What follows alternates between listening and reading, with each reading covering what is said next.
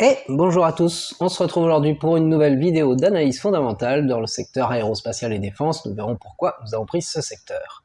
Cette analyse fondamentale va toujours se faire selon les 8 critères qui sont ici sur la gauche, les 5 essentiels et les 3 supplémentaires concernant les dividendes, et nous allons remplir le tableau ci-dessous avec la validation des critères qui est ici en haut à droite. Plus nous mettrons du rouge, plus les critères seront invalidés, plus nous mettrons du vert, plus ils seront valides.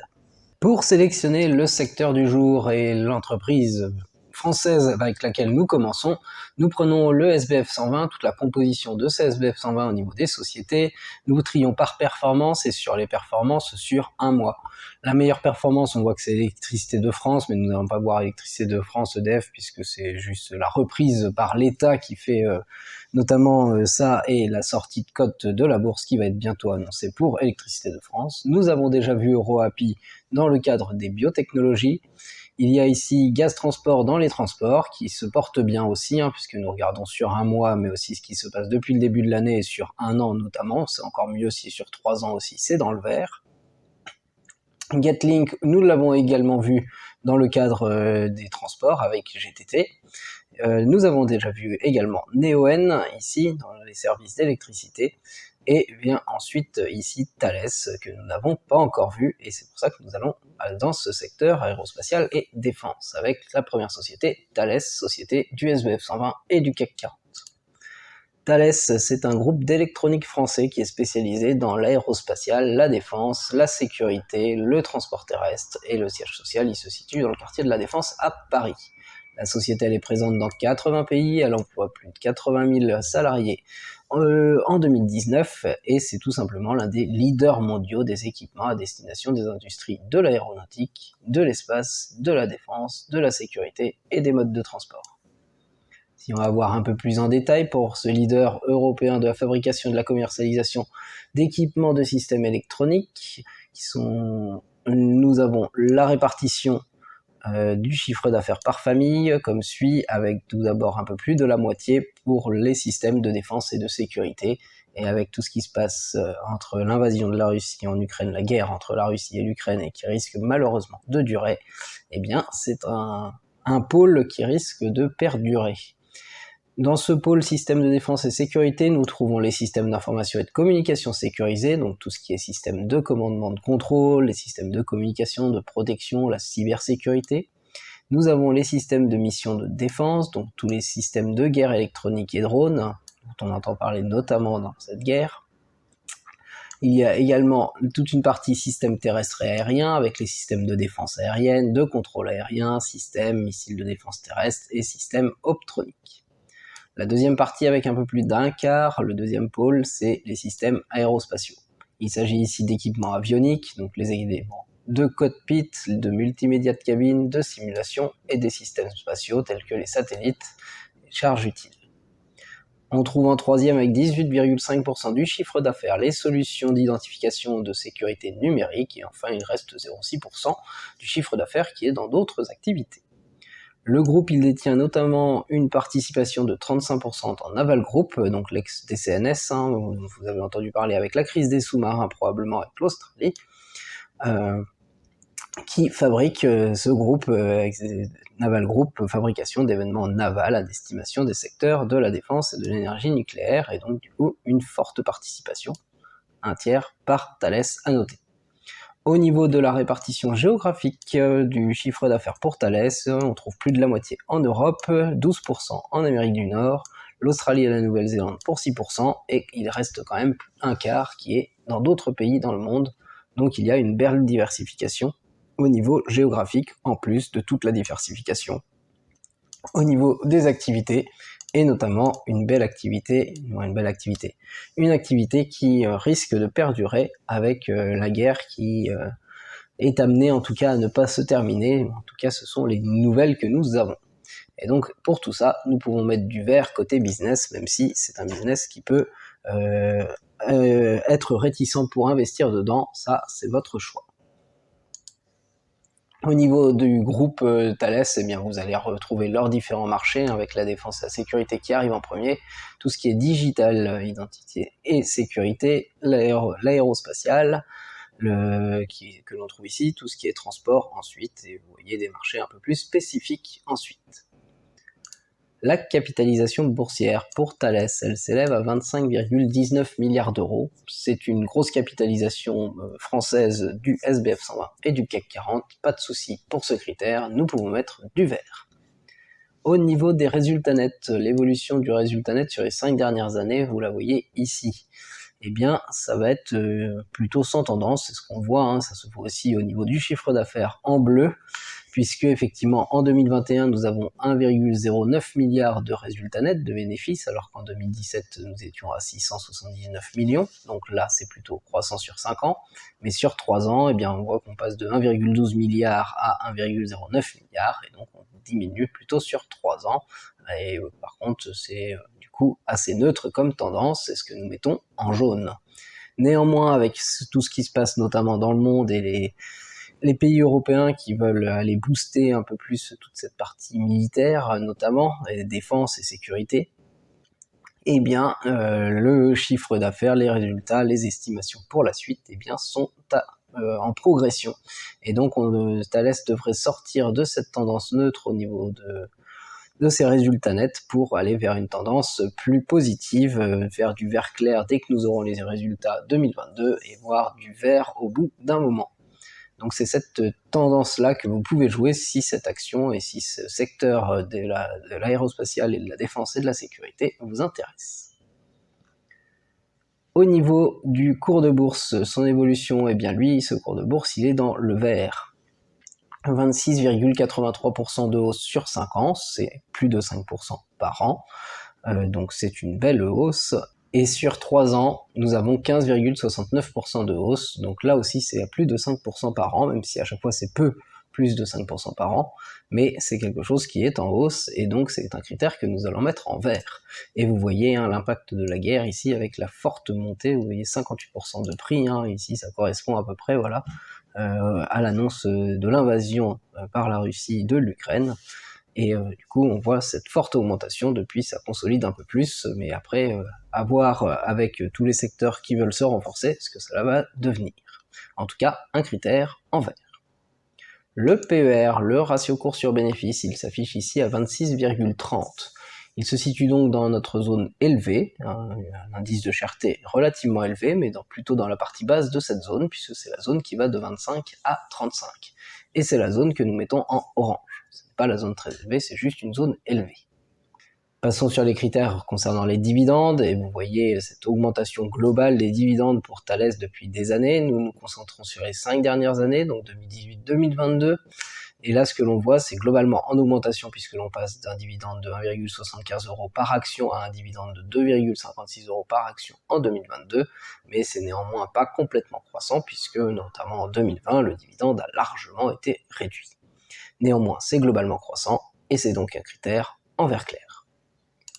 Le rendement du dividende, il est affiché ici à 2,14% avec le prix actuel de l'action. C'est un rendement très intéressant, qui est plutôt élevé, qui se situe dans la zone entre 2 et 3%. C'est la zone que nous mettons en vert clair.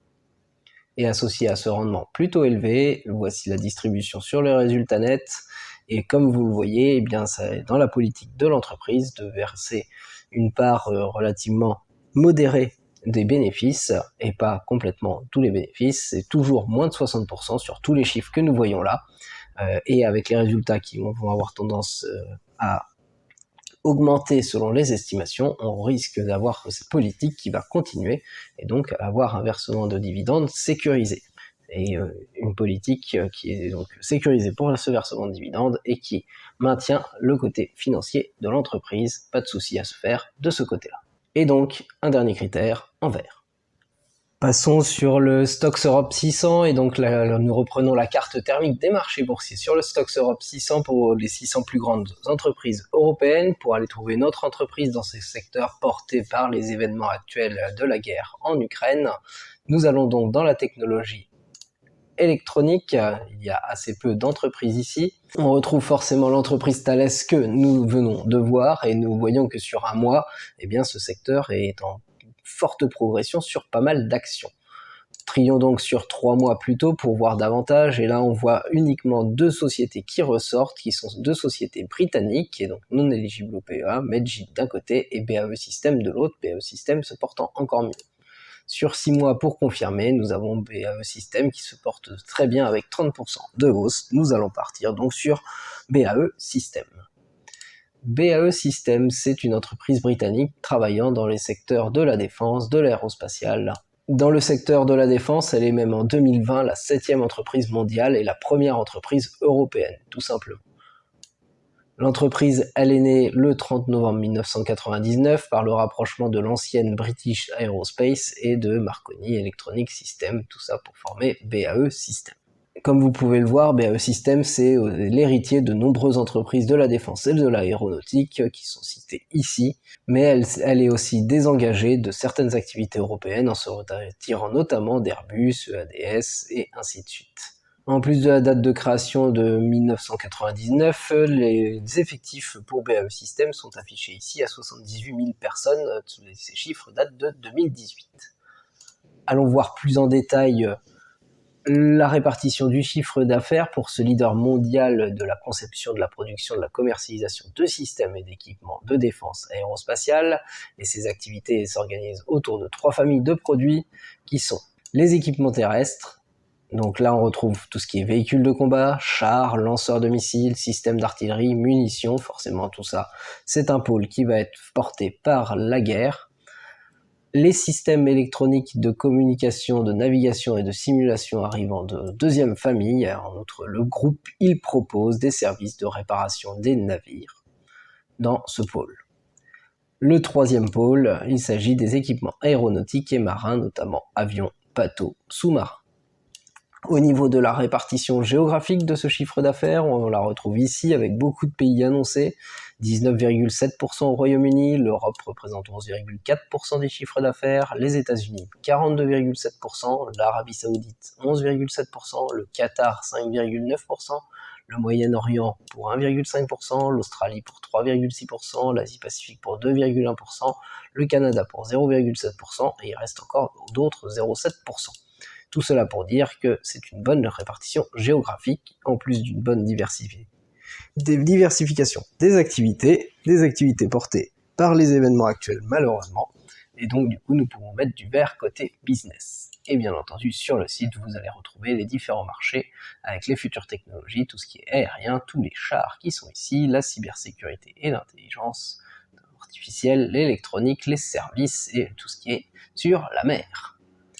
Au niveau de la capitalisation boursière, nous sommes sur une entreprise britannique non éligible au PEA, nous sommes donc en livres sterling et nous parlons de 25,05 milliards de livres sterling.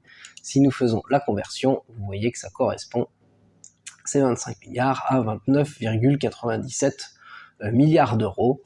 Donc nous restons sur une très grosse capitalisation boursière parmi les 600 plus grandes entreprises européennes. Dans cet indice Stocks Europe 600, nous pouvons mettre du vert sur le critère de la capitalisation. Le résultat net en jaune sur le graphique ici, eh bien la tendance paraît un peu haussière mais pas fortement haussière et c'est confirme par les chiffres. En 2017 nous étions à 827 millions de résultats nets et nous passons à 1,76 milliard en 2021, une belle progression tout de même, et nous étions en intermédiaire à 1,48 milliard, c'est donc une progression globalement comme nous le percevons. Néanmoins, on voit que ça diminue un petit peu en 2020 par rapport à 2019, c'est donc pas une progression totale, c'est une croissance, pas complètement croissante, c'est donc un critère que nous pouvons mettre en vert clair. Par contre, avec les estimations, eh bien, ça reste plutôt positif et plutôt en croissance, mais ça reste sur une tendance comme ça au niveau de la croissance. Alors peut-être que ça sera révisé à la hausse selon ce qui se passe, selon les différents contrats et selon les événements de guerre notamment et de renforcement de défense des États se confirment, mais pour l'instant, selon les estimations, on resterait sur une croissance assez modérée comme celle-ci, et donc du coup un mouvement plutôt en vert clair pour ce critère qui pourrait se perdurer, et c'est à noter si vous voulez jouer sur cette action. Au niveau du cours de bourse, il est en vert, ce cours de bourse sur 5 ans, 30,15% d'augmentation, et sur 3 ans, eh bien, nous avons sur 3 ans, ici, 50,49% d'augmentation, c'est même encore plus sur 3 ans. Donc du coup, c'est un critère que nous pouvons mettre en vert, c'est plus de 5% par an à chaque fois. Nous retrouvons exactement comme pour Thales la guerre ici qui arrive avec 31% d'augmentation à peu près en février-mars. Et ici par contre, moins de consolidation que pour Thales, ça reste un peu en tendance haussière. Dans tous les cas, ce critère est en vert. Le PER, le ratio cours sur bénéfice, il est plus faible que pour Thales, il s'affiche ici à 14,49. Il se situe donc dans la zone de cherté qui est intéressante, qui va de 10 à 17, notre zone relativement peu chère. Il est au milieu de cette zone à peu près, et c'est la zone que nous mettons en vert clair. Côté dividendes, l'évolution des dividendes pour BAE System, la voici affichée ici.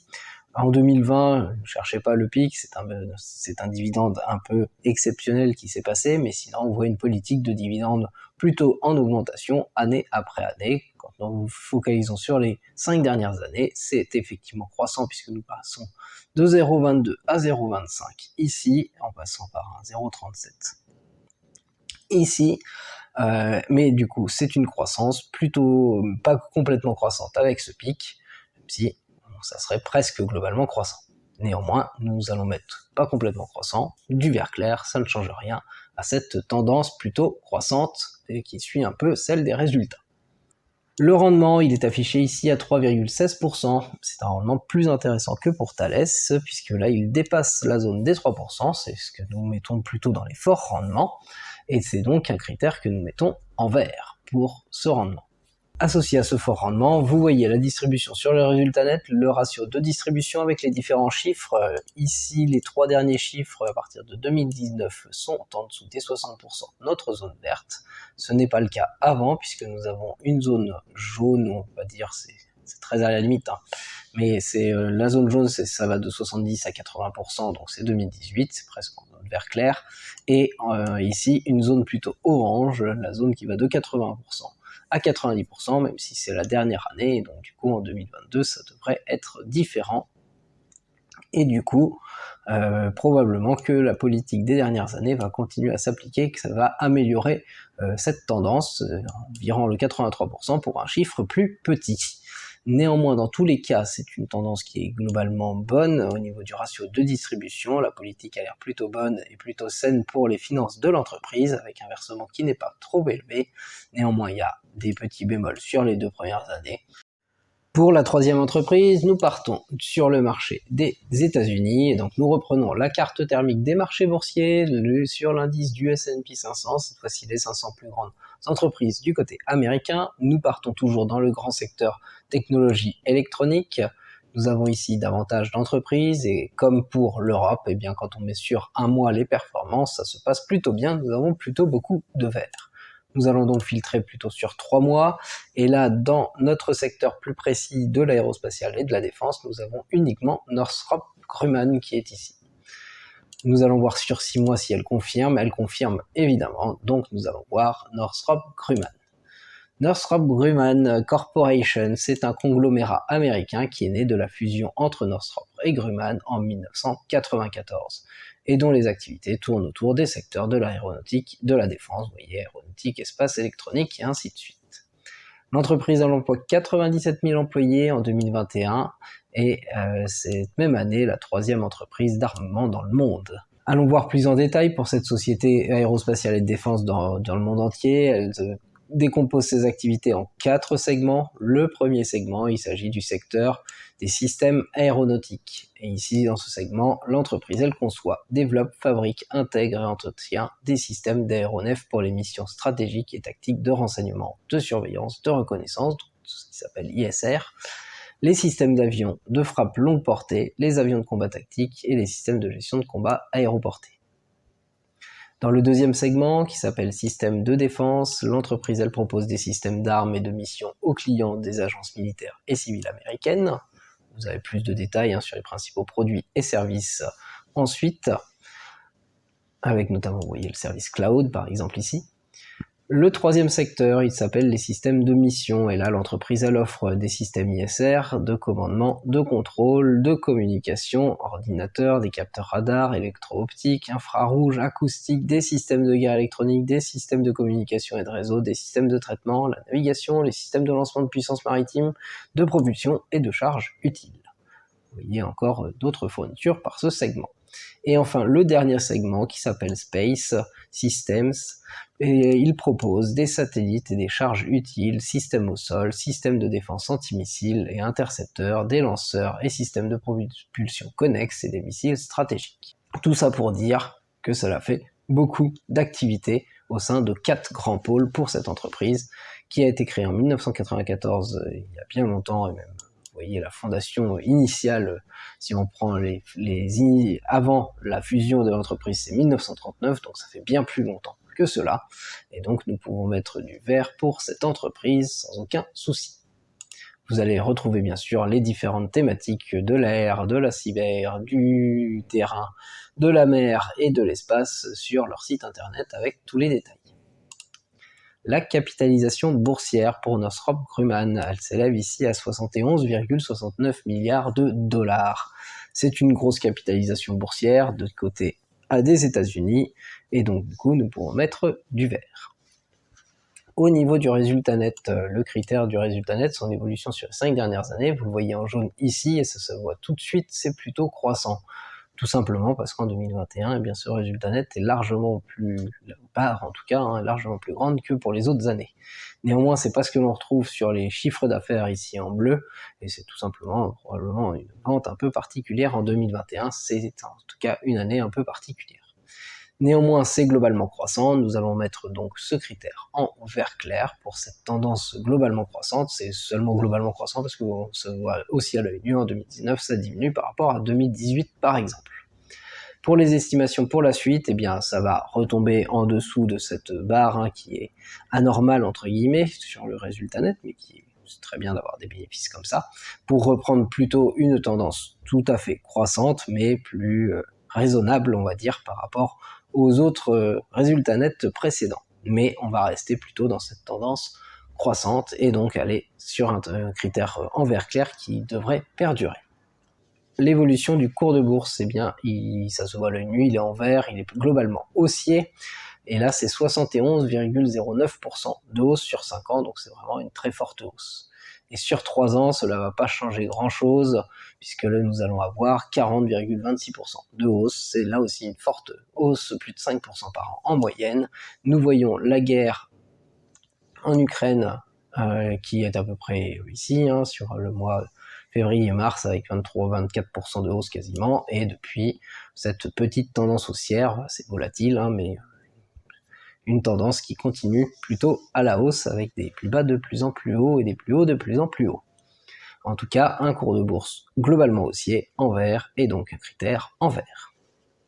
Le PER, le ratio cours sur bénéfice, eh bien c'est le plus faible que nous allons voir aujourd'hui, 12,71. Il est dans la zone très correcte de cherté pour ce PER. Dans la zone qui va de 10 à 17, c'est la zone pour le critère que nous mettons en vert clair. Passons côté dividendes pour Northrop Grumman, eh bien vous voyez, ça fait bien longtemps que ces dividendes sont en hausse. Ils sont presque en hausse tous les ans, après avoir un peu stagné au départ, mais on a une belle croissance de ces dividendes année après année, et si nous nous focalisons sur les 5 dernières années, eh bien c'est fortement haussier, nous passons de 4,70$ par action à 6,92$ par action. Et donc, il n'y a nul doute que dans la politique de l'entreprise, il souhaite conserver cette belle tendance de dividendes si cela vous intéresse. Dans tous les cas, ce critère est à mettre complètement en vert. Le rendement du dividende, il est affiché ici à 1,5%. C'est un rendement qui est moyen mais intéressant, qui se situe en plein milieu de notre zone jaune, qui va de 1 à 2% avec le cours de bourse actuel et le versement de dividendes actuel. C'est donc un critère que nous mettons en jaune. Et associé à ce rendement qui peut être moyen mais intéressant, la distribution sur le résultat net, le ratio de distribution, et bien là on voit tout de suite une politique de l'entreprise avec un versement qui est relativement modéré, bien en dessous des 60%, puisqu'on ne dépasse même pas 39% sur les 5 dernières années, et quand en 2021 les résultats ont été supérieurs, le dividende a certes été continuellement augmenter, mais vous voyez qu'on est même en dessous au niveau pourcentage de distribution, donc il n'y a vraiment rien à craindre sur la santé financière de l'entreprise. Voici donc le bilan pour nos 3 actions du jour dans ce secteur aérospatial et défense, pris avec le momentum actuel. Et nous commençons à gauche avec l'entreprise française Thales, et qui apparaît avec un bilan un peu mitigé, puisque quand même 2 critères n'apparaissent pas en vert parmi les critères essentiels. Il s'agit du PER qui est passé au-delà de la zone jaune et du résultat qui est net, qui est en zone jaune. Néanmoins, à noter que même si cela apparaît un peu mitigé, eh bien, il suffirait que le résultat augmente un tout petit peu pour repasser en zone vert clair, ce qui était annoncé dans les estimations, et donc du coup, ce dossier pourrait repasser positif. Si en plus le cours de bourse n'augmente pas trop, eh bien, du coup, ce PER pourrait repasser dans la zone en jaune, puisqu'il en est très proche. Donc, c'est certes un peu mitigé ce qui apparaît au niveau couleur, mais ça a une tendance plutôt positive, et c'est ça qui peut être joué. En plus de ça, et ça c'est une belle chose, au niveau des dividendes, tout est en vert clair ou en vert, et donc il n'y a vraiment rien à craindre sur cette santé financière de l'entreprise et ce versement de dividendes qui devrait continuer au niveau sécurité. Quand on voit tous les critères en vert, c'est plutôt très bon. Côté britannique, eh bien là, c'est sans appel, tous les critères sont en vert ou en vert clair pour cette entreprise BAE Systems. Et donc du coup, là, c'est un dossier qui apparaît encore plus positif que pour Thales, au niveau en tout cas des couleurs. Pas de souci à se faire sur les critères essentiels, tout est bon, et pas de souci à se faire pour la santé financière de l'entreprise et pour le versement des dividendes qui devrait continuer sur le même chemin. Une entreprise tout en vert ou en vert clair, c'est pas souvent que nous voyons ça. Et du côté des États-Unis, avec Northrop Grumman, eh bien, sur les 5 critères essentiels, tout est en vert ou en vert clair, exactement, ce sont d'ailleurs les mêmes couleurs que pour BAE Systems, et donc du coup, là non plus, il n'y a pas de grandes choses à craindre. Ce secteur est très porteur, hein, et comme on voit même pour Thales, qui apparaît plutôt mitigé actuellement, ça devrait normalement bien se passer pour la suite, c'est en tout cas ce qui est annoncé avec les événements actuels, et du coup, pour Northrop Grumman, c'est un dossier qui apparaît également positif. En plus de ça, pour Northrop Grumman, certes, le rendement est moins élevé, mais la politique d'entreprise de versement de ce dividende est très bien gérée. Ce dividende, c'est le plus fort en augmentation, bon, très peu par rapport à Thales, mais du coup, rien à craindre de ce côté-là, au niveau ni de la sécurité de ce dividende, ni du fait que la santé financière de l'entreprise va continuer à aller bien. Et donc du coup, nous terminons avec ce tableau complètement rempli avec beaucoup de critères en vert et des critères qui pourraient même encore s'améliorer, notamment du côté de Thales, et donc quelque chose qui est très positif aujourd'hui avec un secteur très porteur de aérospatial et défense si il vous intéresse. Je vous souhaite une très bonne journée, je vous souhaite de très bonnes vacances si vous êtes encore en vacances, on est en plein dedans actuellement entre le 15 juillet et le 15 août, et je vous dis à très bientôt.